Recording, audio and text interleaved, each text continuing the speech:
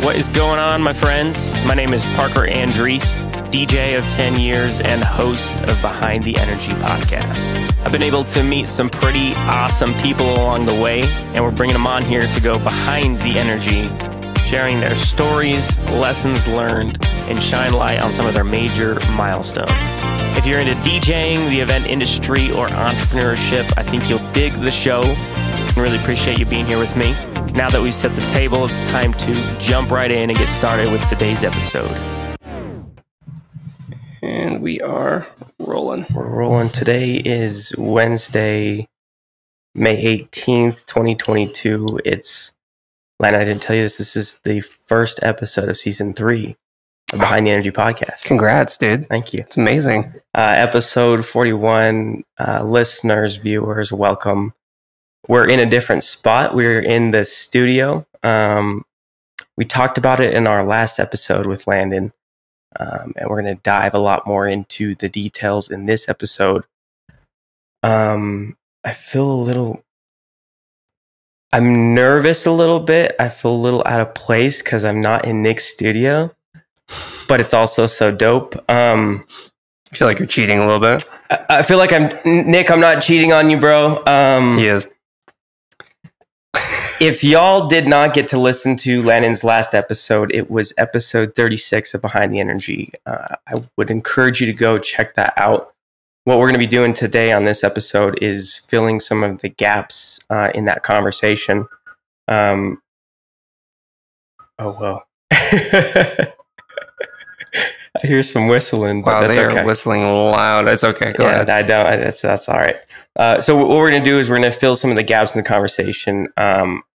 There was a lot of time to cover in Landon's story, and we had to move really quickly in order to do that. So we're going to be touching on a few specific topics that I've got, and drill with a few questions, and then we're going to kind of open it up and just continue the conversation from there. Great. Before I get into some more serious conversations, also, I'm definitely still hearing the whistle. I'm texting him right now? Yeah. Okay. I'm like, can you ask whoever's whistling to stop? Oh my gosh. Here, I'm going to close this door really quick. So you're chilling. You keep going. You're chilling. So, how do I want to preface this? Again, my friends, this is episode 41 of Behind the Energy podcast. We didn't get to the level of detail or answer all the questions that I wanted to in my first episode with Landon.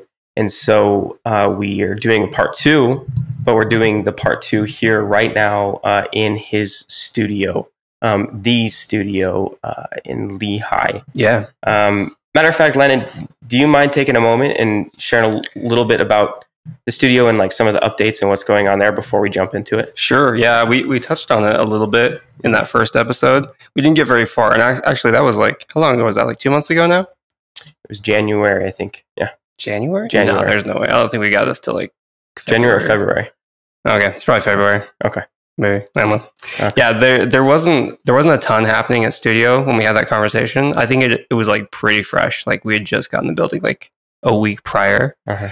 And so obviously a lot's changed since then. Uh-huh. It's been kind of a slow, it's been a while like since we had that conversation, and we're still not exactly where we want to be. But I just got this podcast room finished on like Tuesday. And so it's to the point where I'm happy enough to start recording in here. Still going to do a few more things, but yeah, I got this podcast room, got a podcast room next door right here. And then we got obviously a bunch of other sets in the warehouse. We got that big infinity wall, and we got that warehouse area. And we got paint, we got carpet, we got floor. The bones are done. You know what I'm saying? What's an infinity wall for someone who doesn't know what that may be?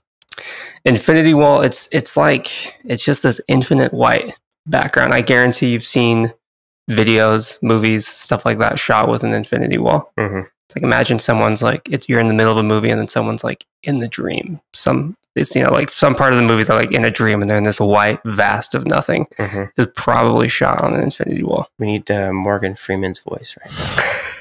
Welcome to the studio. Behind the energy. You know, there's impersonators on Fiverr.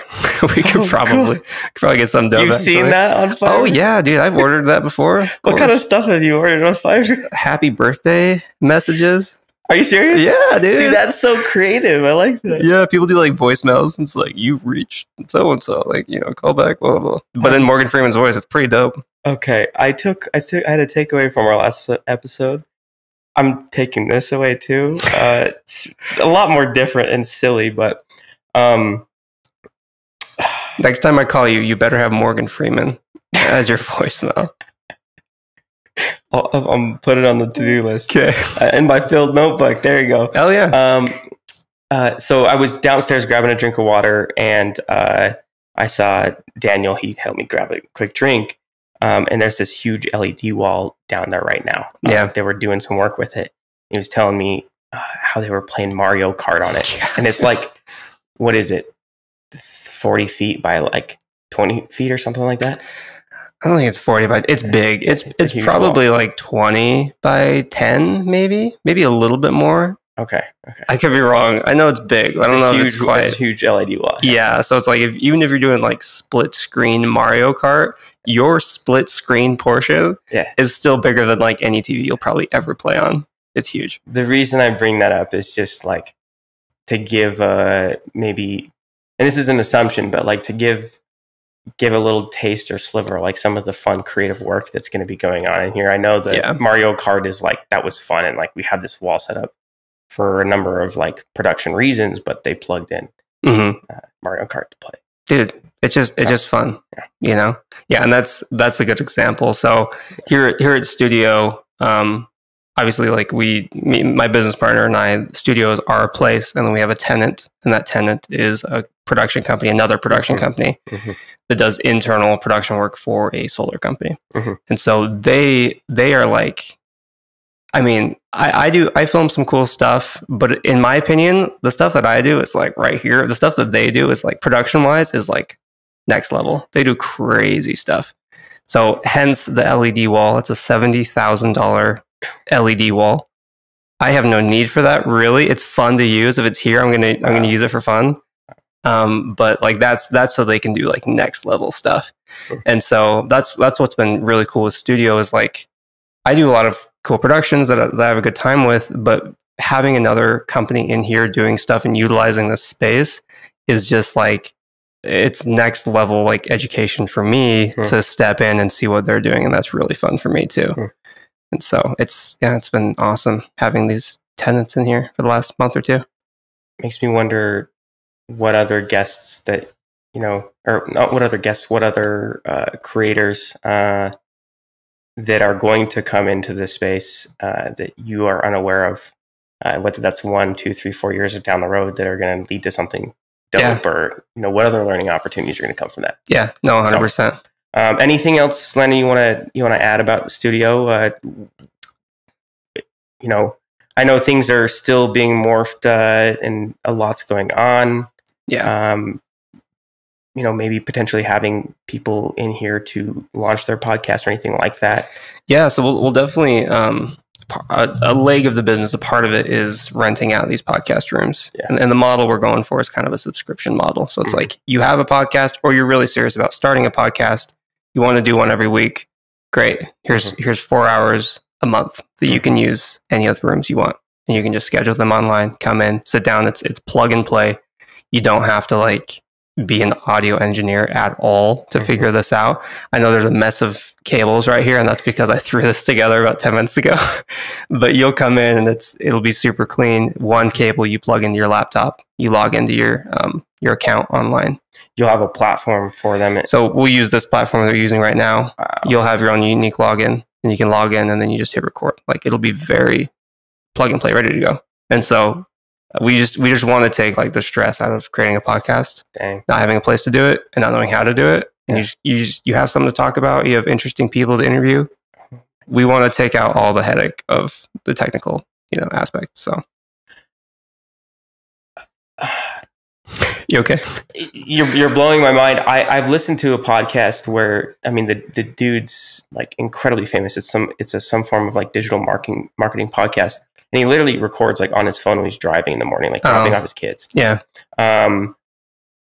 You're going to get incredible quality, and all the stress and friction or like learning curves are thrown out the window. You literally plug in your computer. That's insane. Yeah. So if that's something you're interested in, you're in Utah or Salt Lake or Utah County. Yeah. Hopefully you're in Salt Lake. Yeah. Anyways. Landon, I have an incredibly serious question before we dive into some more serious questions for you. And what made me think of it was listening back to our episode.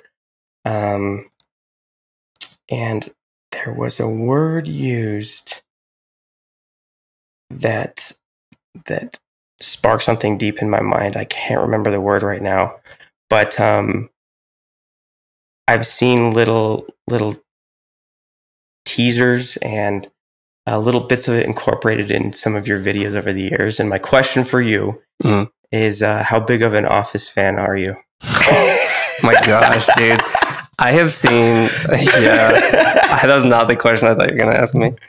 I've probably watched The Office like 8 or 9 times through. I love that. All the way through. And big Office fan. I'm not a psychopath, guys. There's something about, I'm very picky with my TV shows. Yeah. Like people recommend TV shows of like, great, and I'll probably never watch it. But there's like 3 or 4 shows that I'll just have on rotation. Yeah. And The Office is like number 1. And I think a lot of people can, if you're an Office fan, you could probably agree with this, is there's just something so familiar about The Office. And that's why I watch it over and over, because I like entertainment, but I'm not one to just sit down at the end of the day and totally wind down and just get invested in like a show. You know what I'm saying? If I turn on a show, I want to already know what's going to happen, and I want to be able to work on what I want to work on my computer or whatever, and not have to think about what's going to happen next in the plot, So, sorry, I guess kind of going a little bit off topic. Do you find yourself working fairly late in the night? Like, say you throw on The Office and it's like 7, 8, 9, 10 p.m. Are you simultaneously working? What I do, it's really hard, especially right now. Right now is like a really kind of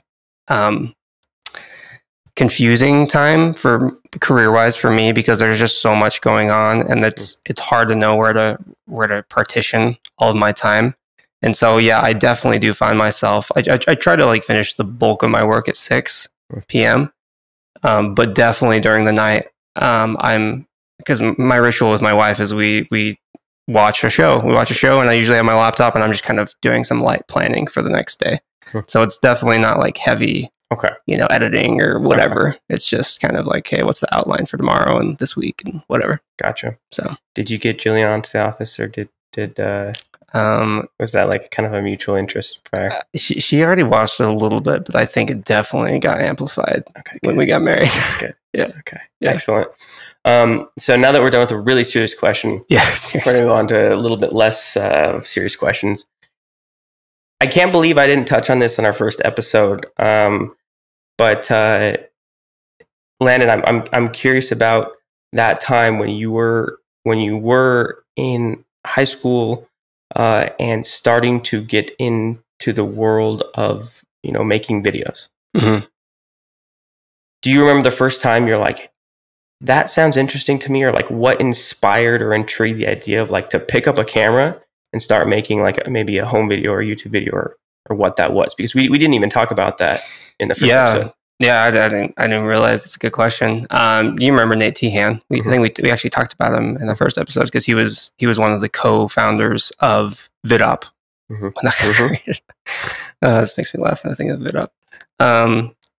So he, in high school, obviously we went to high school together, and he was the audio visual officer at Alta. So like a student body position, Yeah. And at the time, this was, I think it's really important to like pinpoint the time period, if we can even say that, because that was only 7 years ago, of like 2014, 2015, where YouTube videos, like we kind of mentioned, Devin Supertramp, and like this really huge interest in just like creating awesome videos was a big aspect of our lives, especially in high school. Like we were very interested in that. And so the audiovisual officer position, at least in my eyes, was like a huge like opportunity and really, really fun like job to have in high school.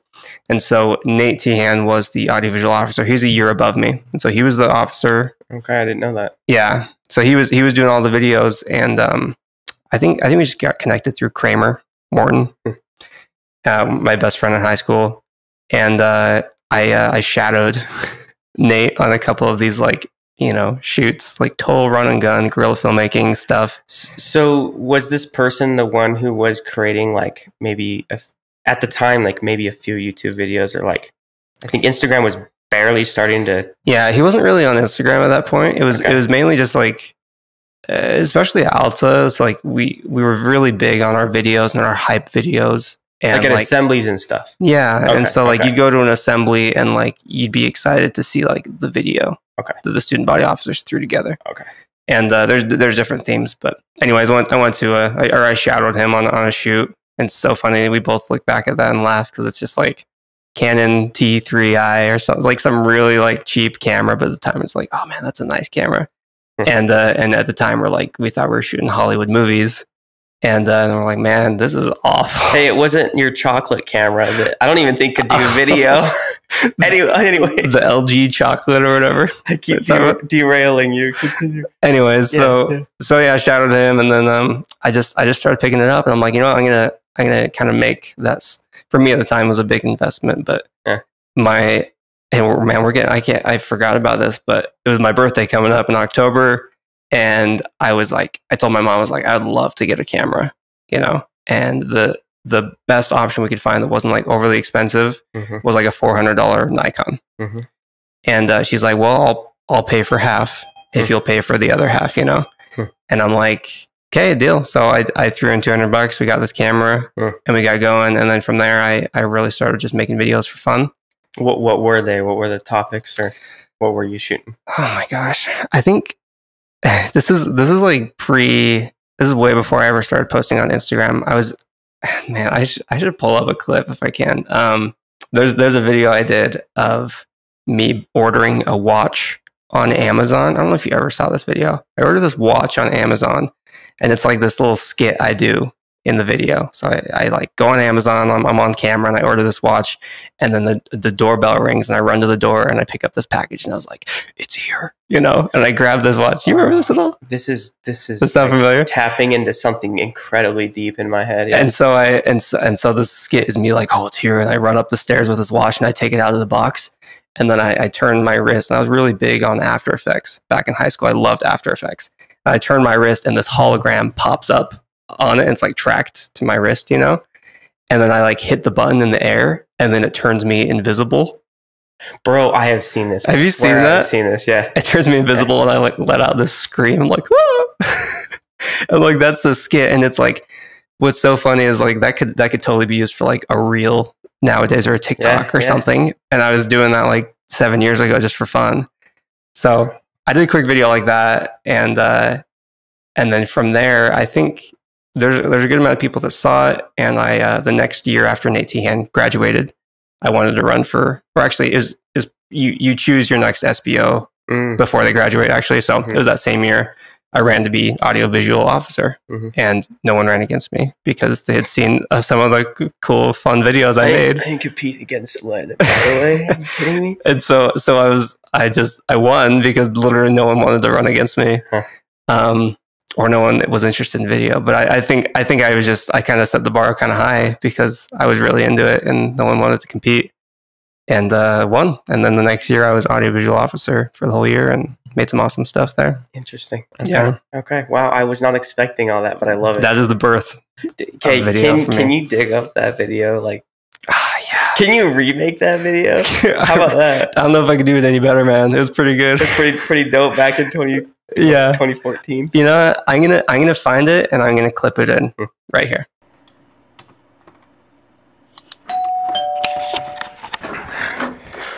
It came.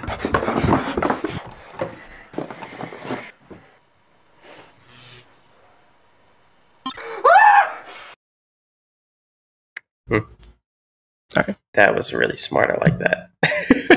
It's on Facebook, actually. It's on Facebook. Yeah. So what was intriguing to you at the time about making videos? Like, I think we can dive further than, you know, like it was fun, or like, you know, I was just genuinely interested in it. Like, what grabbed your attention about, you know, having a nice camera and getting creative with it? I feel like when I was younger, I was very creative, and I loved coming up with those concepts, you know, and that was really fun to me. As I've gotten older, not that I'm like not creative anymore, but like that's just like less of an interest for me. It's fun to do that at times. So at the time, it was like the creative aspect was really exciting to me. It's like, what can I create? Especially at a time when not everyone had a camera. You know, like this is 2014, 2015. Yeah. And it's like, it was picking up for sure, you know, but you were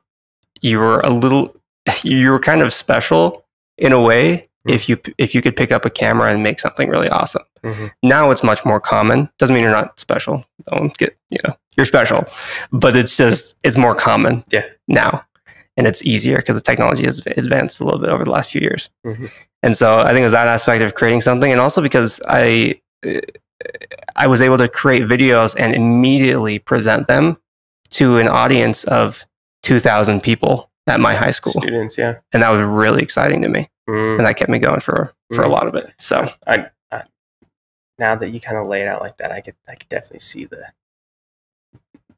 I could see how, especially as a high school student at that time, that would be exciting. Yeah. You're putting your creative juices in, like, only you and the select few other student government officers maybe know what you're about to like unveil. We're about to drop. And like, you're going to get laughs, you're going to get some wows, or like, it's just, especially in high school, you just kind of want that validation. Yeah. You kind of want to be known, you know? Yeah. And I think if we're being totally honest, that was a huge aspect. And I thought that was really exciting. And so, and obviously we've evolved that from 2,000 high school students to a larger audience, you know, and now we can actually make money making videos, but it's pretty cool to look back and see that evolution, you know.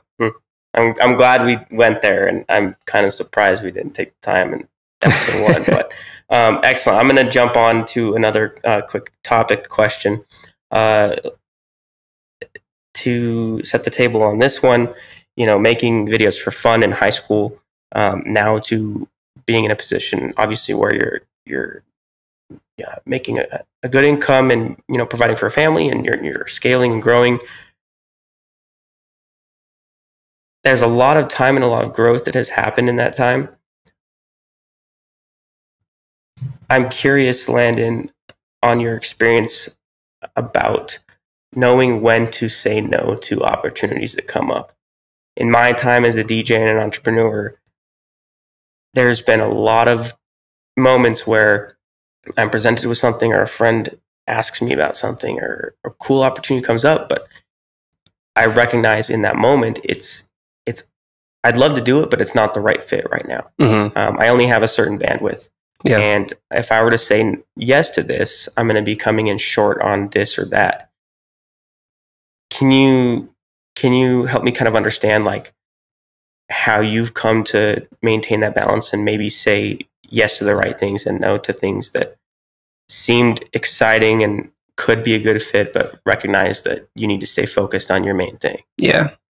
That's a good question. I think it's all about perspective, and your perspective will change, and your goals will change with whatever you're trying to accomplish.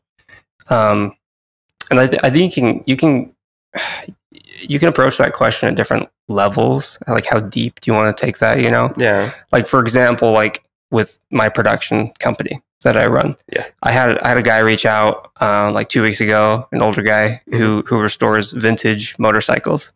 And he's like, hey, I got your contact info from another guy that I know. It's actually the guy I know. This is his dad who reached out to me. And he's like, there's a magazine that just wants to feature some of my vintage motorcycles, and I'd love to get like a nice professional photo shoot done. He's like, you interested in that? And I was like, yeah, like we can do that. I'm like, full transparency, like I don't do photo shoots. I've never done a motorcycle photo shoot. I can guarantee you're gonna love the photos regardless. But I just want to let you know, like, and I don't always approach it that way, by the way, but I just wanted to be transparent with him. And he's like, no, I'm not worried about it. He sends me examples of like some of the photos that the magazine has featured before, and they're pretty bad. They're not well done, you know. And it's like, once I saw that, I'm like, oh, okay, easy. Like we can step it up big time, big time. And so I told him, I'm like, yeah, let's do it. And he's paying a lot less than I would normally charge, but it's kind of a friend favor that I'm doing. And something I wouldn't normally done, but I did it just because I love to approach new things with the production company. I like to shoot different things. It's only going to take an hour of my time.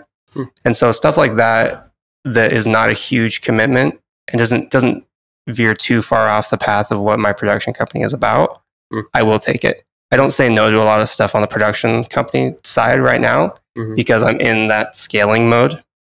And if it's a random product or a weird client, as long as they're not going to be a total pain in the butt, I'm totally open. And you can be transparent with them. Yeah, and I can be transparent, and I'm creating a team that frees up my time. I already have 3 people working at the productions with me.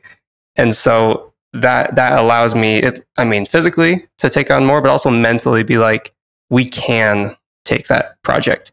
I'm not going to be overloaded because it's not just me that has to do this and then 10 other projects this month. You know what I'm saying? And so I don't say no to a lot of stuff there. To go on a deeper level with individual businesses, for example, on the last episode, we talked about Wrapped, the MacBook skins. Since then, as of like Sunday, I actually turned off that website. I went and logged on, and it's like, hey, we'll be back soon. Yeah. I turned it off, and that was kind of a hard decision to make. But I'm like, things are going really well with productions, and there's a lot happening here with spaces.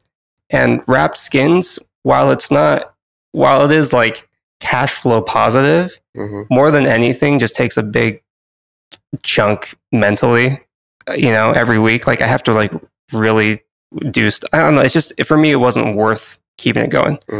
And it doesn't mean that I won't turn it on again at some point and see, if I have some more free time. But that's something I knew that even though I'd already started, I knew I kind of had to say no to keeping that going specifically. And so I think for me, it's about just finding what is the most valuable use of your time. And it's really important to define like the direction that you want to go and that final, maybe not final destination, but the general like vision that you have for these companies. And Wrapped right now just did not fit into that vision. It's like, it's kind of just a hobby, and I really don't have time for hobbies at the moment. That made it easy to pull the plug. Easier, yeah.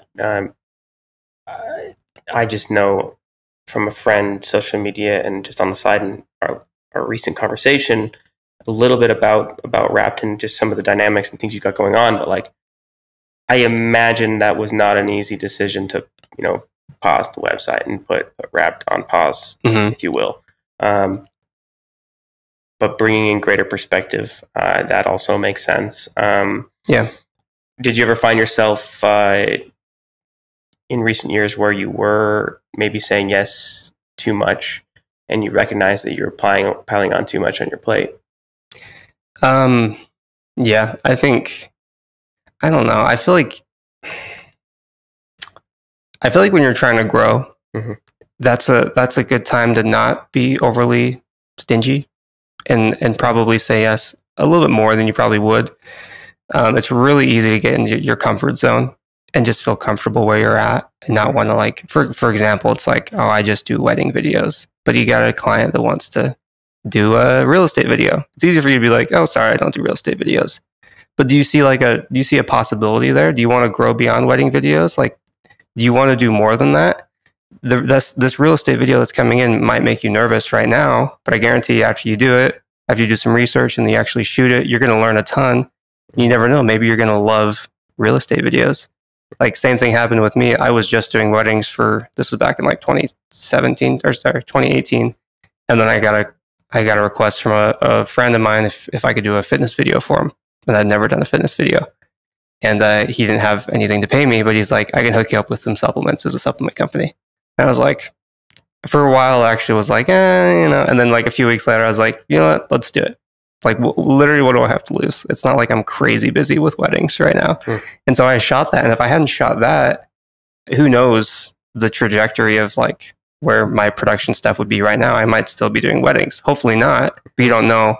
And so by taking that gig, I realized I was like, wow, I actually love making fitness content. This is really fun. And just kind of opened my mind to like, okay, well, I like fitness content. Is there something else out there that I also like? And I started just venturing off and doing more and more stuff. And now nothing scares me production wise. Like I haven't had a client come to me and ask if I can do a video and had it like scare me. Like that doesn't happen anymore because I've just done so many different things that I know how to approach 90% of these projects, you know? I'm sorry, I want to jump back to the word perspective that you had mentioned in your first response. I feel like Landon, you have got to be an incredibly self-aware person in where your thoughts are going and where you're spending your time and your energy and what emotions you're experiencing at a particular moment, to be able to keep that in check and maintain the balance that you have. And like, as you're explaining, like in the growing experience, you're going to be saying, yes, I agree to that. I also feel personally like, you know, we're human, and, you know, we do have a capacity or a threshold.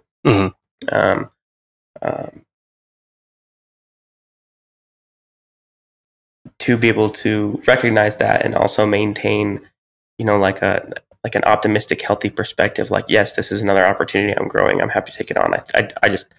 I commend that. Am I making sense right now, Landon? Yeah, no, 100%. And honestly, to speak to that, full transparency, like sometimes I do feel like I'm kind of drowning at times where I'm saying yes to stuff, but the reason I'm still confident saying yes is because I am growing my team and I want to give them more work too. And it's like, if you're a one-man show and you always plan on being a one-man show, then yeah, saying yes can definitely be detrimental to your business. It can immediately overwhelm you. It can make you lose motivation really quickly.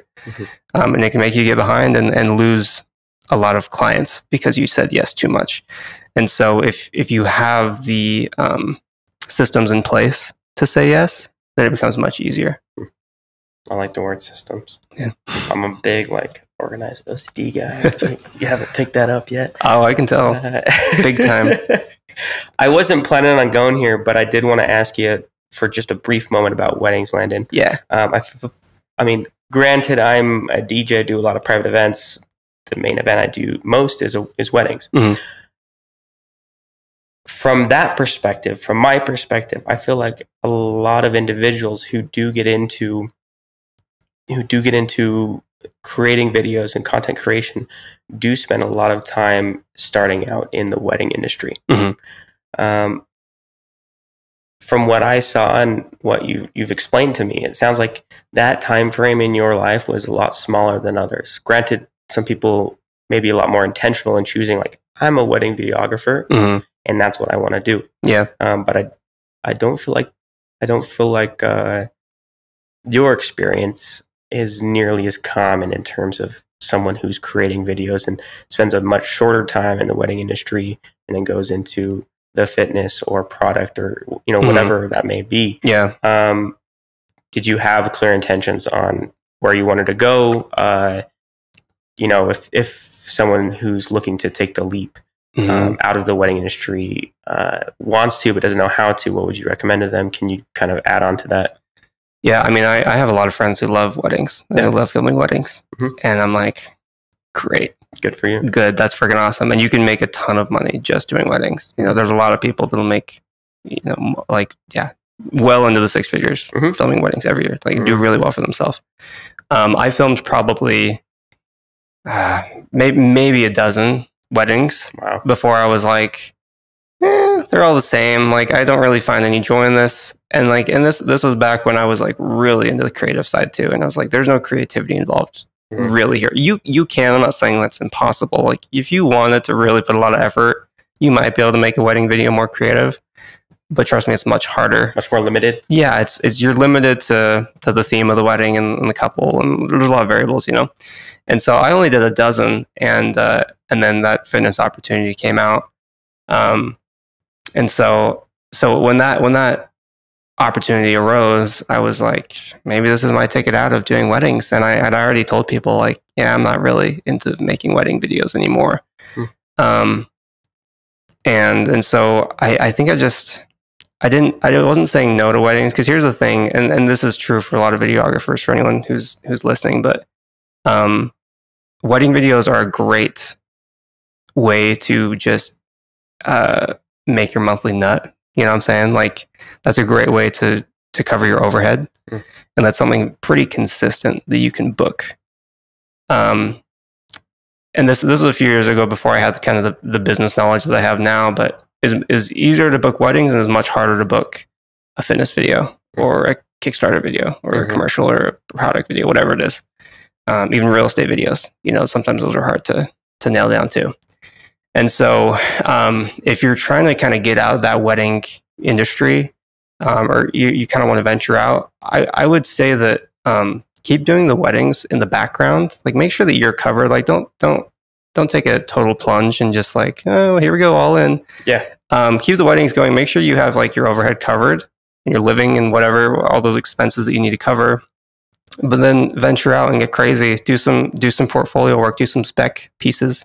You know, make a Nike ad. Obviously, Nike's not going to, you know, hire you right away. But what kind of waves can that cause? Yeah, what kind of people? Yeah, I have a buddy who did a fake, or just, sorry, not fake. It is fake, but it was a spec Nike photo shoot that he did in New York, and he spent like a couple $100. He was already in New York on vacation, but he spent a couple $100 on a Nike outfit, and then he found a model, and they just went out for like an hour and shot all these photos, and he's like, that changed the trajectory of my career. Really? Because, and it was a freaking dope photo shoot, dude. It looks so good. Wow. So he did the spec piece, and like he put it on, I can't remember the platform, but he put it on like a photo sharing platform.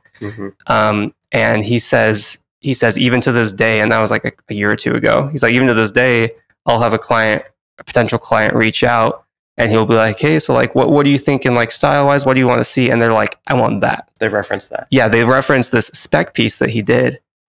And it's an amazing way to really get into that industry. I imagine there's a number of reasons as to why that those photos, that shoot, may catch people's eyes. But like, just a quick stab off the top of my head, like, people are familiar with the brand Nike. You said it was an amazing shoot, so like, they had the knowledge to be able to get the right lighting and angles and use their equipment to its potential, and then maybe share it on particular platforms to reach different avenues other than, you know, weddings and what they've been mainly doing. Yeah. Yeah. Is that an alien or something? I don't know, man. Landon, I got one more question, fairly similar. Okay. For a content creator who is looking to accelerate or take that next step, specifically related to YouTube or social media, whether that's Instagram, TikTok, tell the listeners a specific tip you'd like to give them for taking their content creation, taking their video, film, photography to that next level, specifically related to YouTube or social media. Was I able to be clear enough there for you? Yes. It's very broad. I recognize that. Yeah. I feel like you can give me a nugget or two. What's really hot right now for virality is Instagram Reels. Straight up. A lot of people know that. TikTok's also pretty big right now. And so a lot of the short form content does really well. And so I want to cater to like whatever genre, you know, a listener might want to pursue in their social, you know, media career, whether you want to be just a vlogger, a lifestyle vlogger, or a car YouTuber or whatever, you know. I think it'd be really important for you to just, well, there's a few things. Number one, make sure this is something that you like really want to do, you know, because if you're pursuing fame, you know, reference like Andy Bernard in The Office. He's like, I'm pursuing fame of any kind, you know? Thank you so much. You're probably going to get burnt out really quickly, and you're probably going to be frustrated if that doesn't happen at the rate that you want it to happen. You know what I'm saying? But a lot of the successful YouTubers and content creators that I know did it just because they wanted to do it. They didn't really have any expectations, you know? And you look at a lot of the big YouTubers now, and they started several years ago when there wasn't a lot of incentive to make YouTube videos, where the AdSense was very low. They didn't have sponsors. They just did it because they wanted to do it. And actually, I had a fun conversation with a friend last week who went from 0 subscribers on YouTube to 100,000 in about 14 months. And he's a filmmaker like me, but he didn't know what to expect. And he's like, he just wanted to make a video and put out a video every week, not knowing where it would go.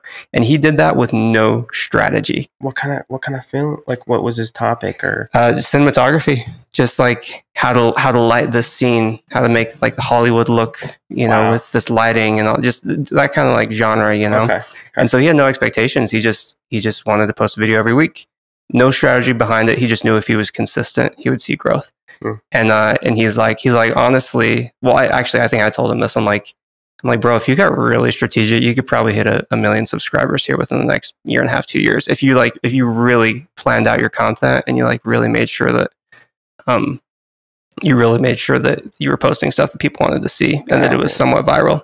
And he's like, yeah, I could. He's like, I don't really like care too much at the moment. I'm like, hey, well, think about it, because you could probably blow up more than you already have.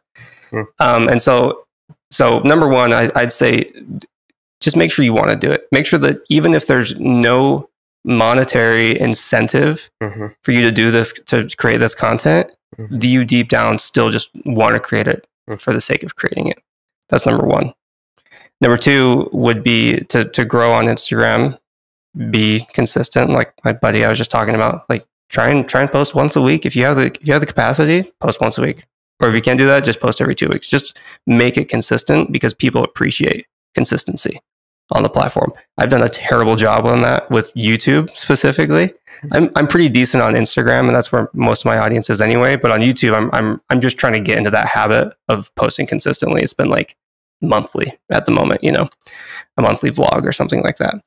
And so if you're consistent, people recognize that and people appreciate that, and you're going to have a pretty, I mean, if I were to guess, you're going to have a pretty, exponential growth, like on your channel or whatever social platform you're posting on. And then the third thing I'd say is be strategic about it.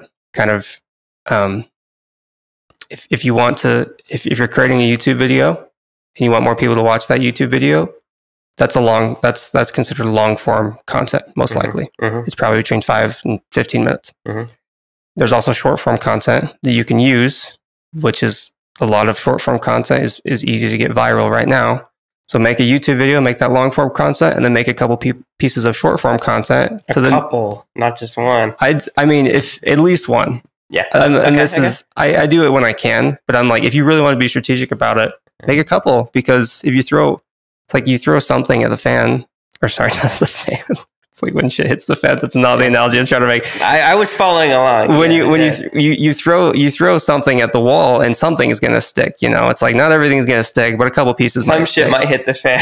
No, I don't know. Man. That was the worst. Yeah, here we go. So just make that content, throw it out there, and like I said, short form content is easier to get viral right now, especially in my opinion. And so if you can have that long form content and then also post that short form content, you're going to be growing on multiple platforms. And through that short form content, you'll send people to the long form content. So 3 things, recap, make sure you want to do it, be consistent, and have a strategy. There we go. Thank you. I mean, as you're explaining this, it takes me back to lunch at Cubby's. I'm taking a couple mental notes for myself as well. So thank you. Yeah, man. Hopefully this was providing some awesome value for our listeners and our viewers. Landon, that is all the questions I've got in terms of filling the gaps from our previous episode. Okay. There's the doorbell. no, it's okay. We're working out the kinks here, guys. Yeah. Maybe not the best first impression of STUDIIO. No. I put this together the other day, but we'll make it nice and buttoned down. Yeah, no biggie. But what I'm trying to say. Go ahead. Sorry. What I'm trying to say is that's where I'm at in terms of questions. Yeah. Maybe just a quick note here. Is there a saw going somewhere? Where is that? Is that next door? Go ahead. Yeah. I Sorry. apologize. It's like there's another conversation going on in my head right now. So that's where I'm at in terms of specific questions or topics that I wanted to talk to you about. Okay. I did want to just quickly throw out there for listeners, I didn't even introduce this really in the beginning of the episode. I need to have a little bit more structure or strategy to this. Mm-hmm. But this is the first episode again of Behind the Energy podcast for season 3. The aim for this particular podcast, my show, is to bring on some amazing people, specifically in the DJing, event industry, and entrepreneurs. Entrepreneurs are a little bit more broad. But I've been able to meet some pretty awesome people over the years. And what I'm aiming to do is bring them on here and share their story and some of the big milestones or growing pains or lessons learned to shine light on them, and then also hopefully help out other entrepreneurs and other DJs. So it's been back since 2014 when our paths crossed, and changed my life. It's kind of surreal being here, man. Dude, it's really weird. I don't know if, in high school, they'll like look at you up on that DJ table at prom or wherever you're and thinking, I'm going to be friends with this guy for years and years and years. And we're going to be on each other's podcasts. Like, that would have never crossed my mind, obviously. Yeah. And so it's amazing, man. It's amazing. I found another picture with you in it, and it's from a different dance too.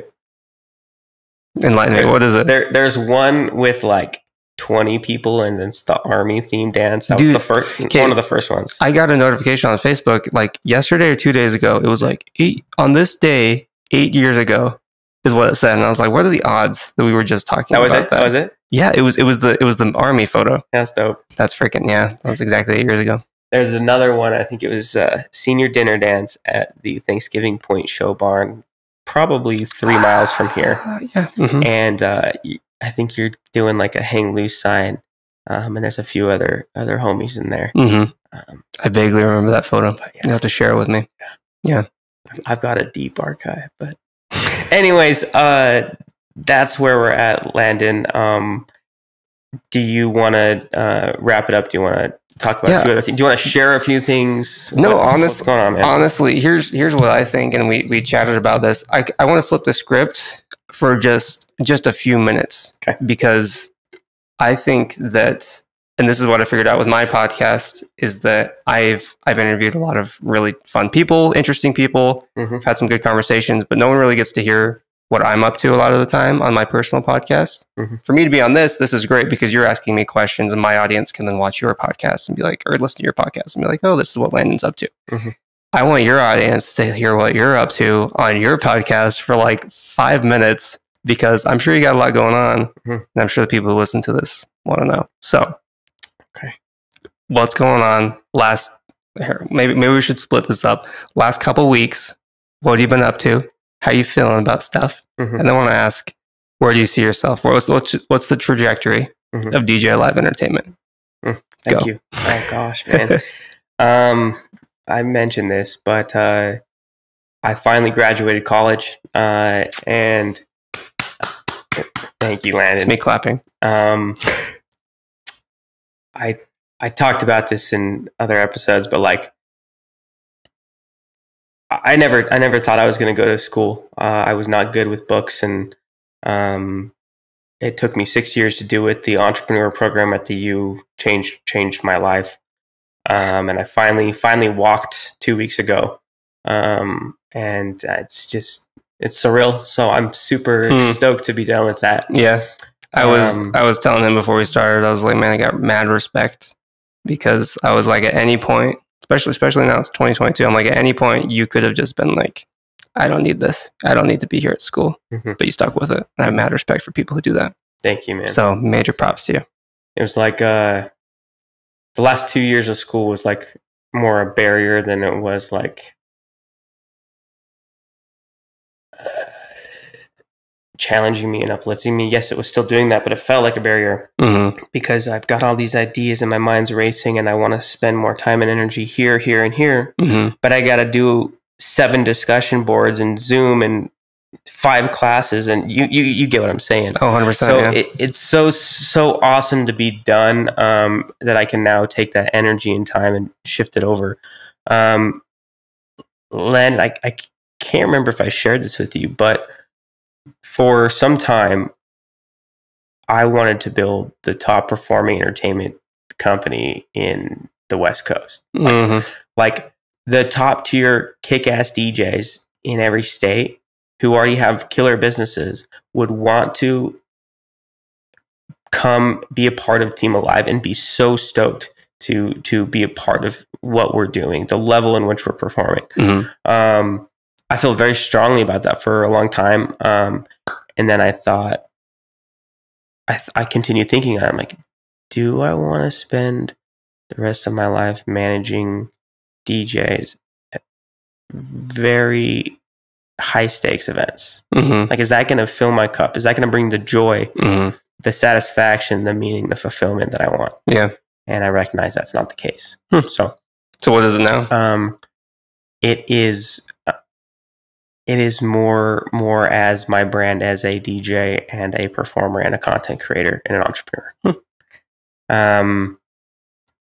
To sum that up a little bit, or to bring that together more for a circle, Alive Entertainment, the company, and private events, it's going amazing. And my aim for it is just to refine the current systems that are already in play. Yeah, continue to improve and provide an even better experience, but not continuing to put more eggs in that basket and grow it or expand it. Okay. Yeah. And then more time on what brings me more joy and more satisfaction. And that's that more personal DJing, playing the music, the house music, the electronic music, the hip hop, the rap, in front of crowds and on stages that get me so amped about what I'm doing and remind me of the joy that I felt when I was 15, 16 years old, when I started this idea. I wanted to be Steve Aoki. Like that was what I wanted to do. You are Steve Aoki, man.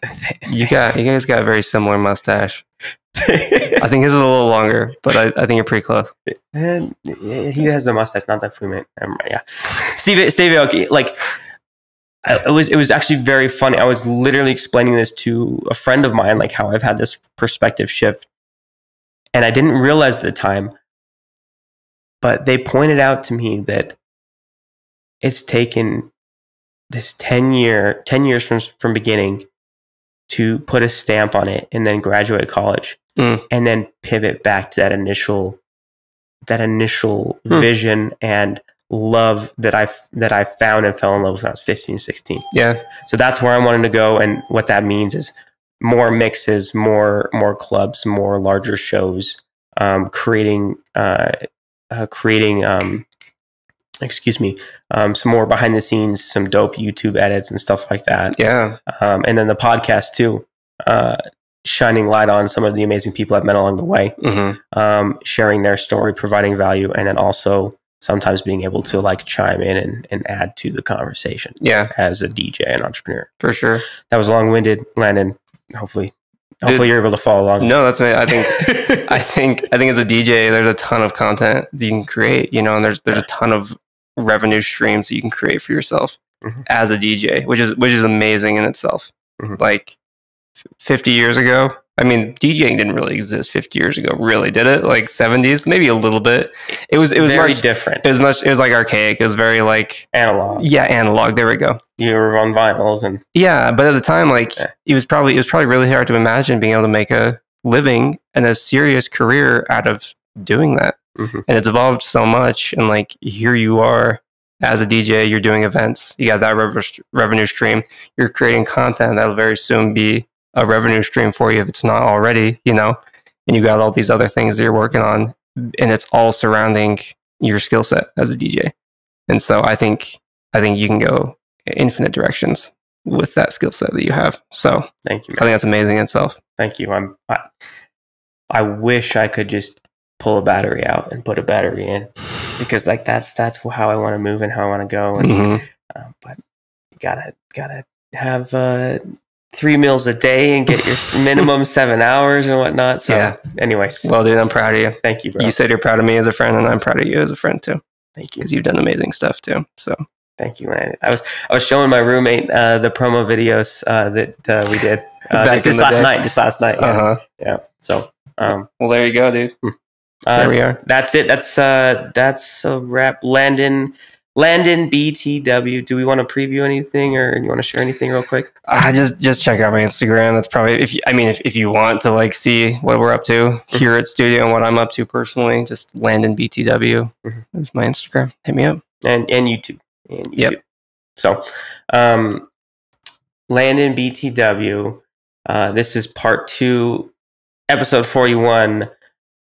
First episode of season 3, Behind the Energy podcast. We just went behind the energy, telling a little bit more about Landon's story and just a little bit about what's going on next. I was talking with Nick Nord, planning out the remainder of season 3, and I'm already thinking about season 4. So like that's the level and where I'm thinking. So I'm super stoked. Thank you for being here. Namaste, Landon. Thank you. Thanks for having me, man. We'll catch you next week for episode 42. That is a wrap. Thank you for listening and going behind the energy with me. If you loved it, thumbs up it. You can follow me on social media at Parker Andriese. And check us all out at bringingtheenergy.com. As for now, we are signing off, and I'll catch you next week for another episode. Peace.